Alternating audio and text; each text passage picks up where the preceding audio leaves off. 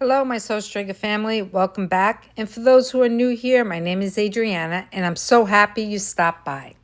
Today, I'm going to show you how I made this Christmas vignette by using a few items I picked up along the way at flea markets, thrift shops, and just using a few odds and ends. The first item I'm going to be using is this vintage ladder. I bought it a few years ago at the Elephant's Trunk flea market out in Connecticut. It was really loose and the bottom piece came off. But no worries, I will put it back together. Plus, the piece is only for decor purposes only. You cannot sit or stand on it. I start by removing the paint chips. I'm using a razor. You can use a paint scraper or even sand it off. It's really whatever you feel comfortable with. But, I live life on the edge.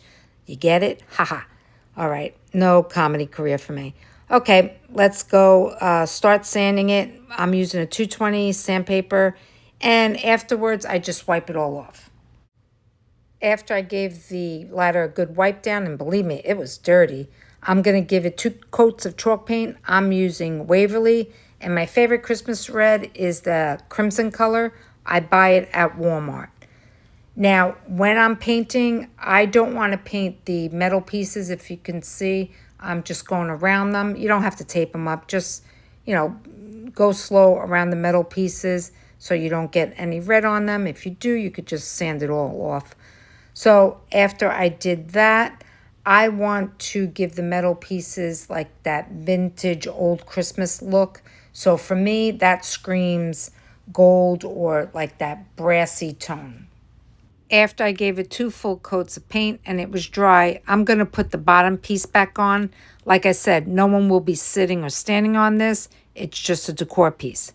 So with that said, I'm using my nail gun and I'm just going to put 2 nails on each side. That will keep it from being wobbly. If you don't have a nail gun, just use hammer and nails. Just by placing that bottom piece back and using a few nails, it's just so much sturdier.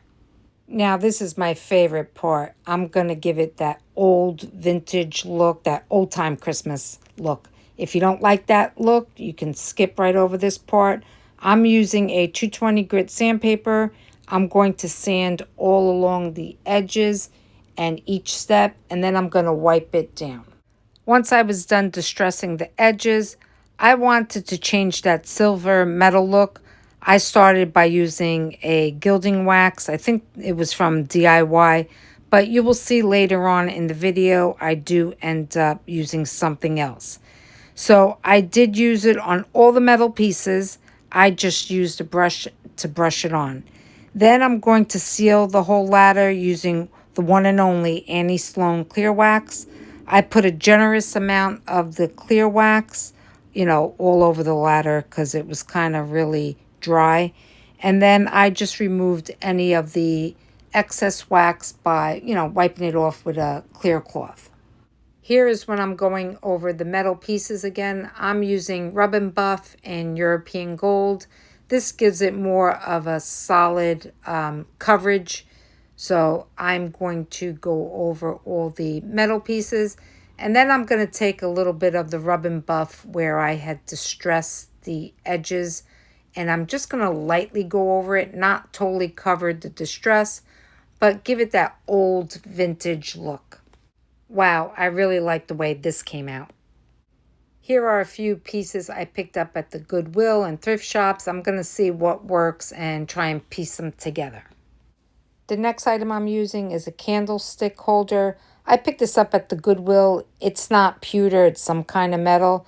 So I do want it to match the ladder. So I'm going to give it a coat of the Rub and Buff.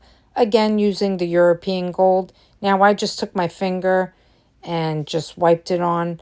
I'm also gluing a Christmas tree in the candlestick holder. Now, this Christmas tree, I believe I purchased, I did these years ago.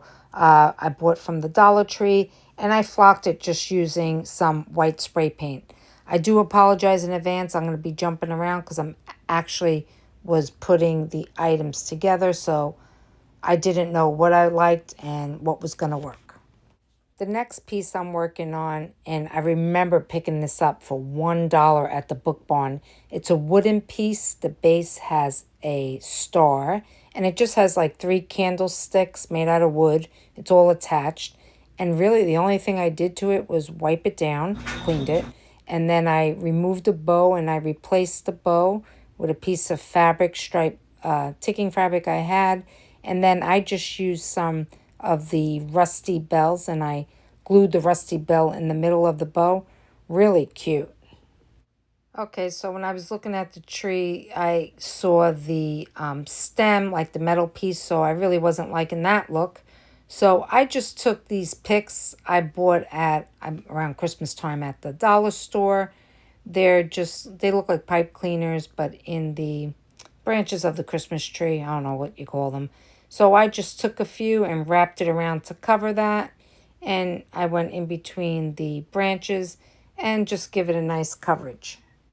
After I fluffed the tree, I'm going to add some bows to the actual tree. So I'm going to make a finger bow and leaving a longer tail because this I'm going to use as a tree topper. I'm going to glue it to the top of the tree.